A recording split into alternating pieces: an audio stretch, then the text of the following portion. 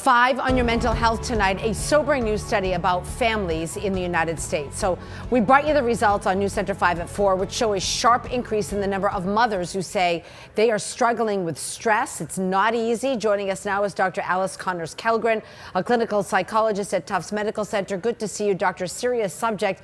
A lot of us know firsthand motherhood is by far the best job in the world. It can also be the hardest job. So what can we learn from this study about the impacts?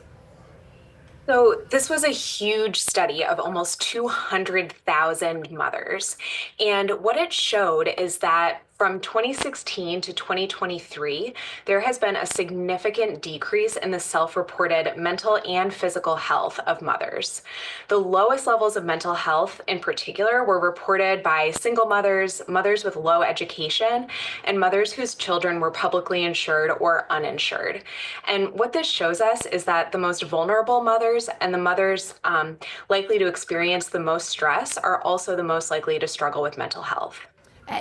That is sobering and upsetting. You've heard the saying, if mom's happy, everybody's happy. So if mom is not happy, maybe she's sick or stressed or exhausted.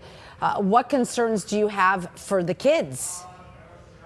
Yeah, that's a great question. So the impact of maternal mental health on kids can actually vary a lot depending on how severe the mental health struggle is, how much it impacts mom's caregiving responsibilities, and what other supports exist. That said, research has shown that children of parents with poor mental health have an increased chance of experiencing depression and anxiety, have poor physical health, and can actually face cognitive, academic, and interpersonal difficulties, both in childhood and later in life. What can we do to better support moms, doctor? So I think actually the most important finding of this study is that moms with indicators of lower socioeconomic status have worse mental health struggles, which suggests that a lack of resources and structural support is a huge contributor to mom's mental health. So as a society, we really need to prioritize real structural supports for parents, like meaningful paid parental leave that extends past the immediate postpartum period, affordable childcare, access to healthcare, and food assistance. Not only will these resources support mothers and children, they actually benefit all of us. Which can really make all the difference.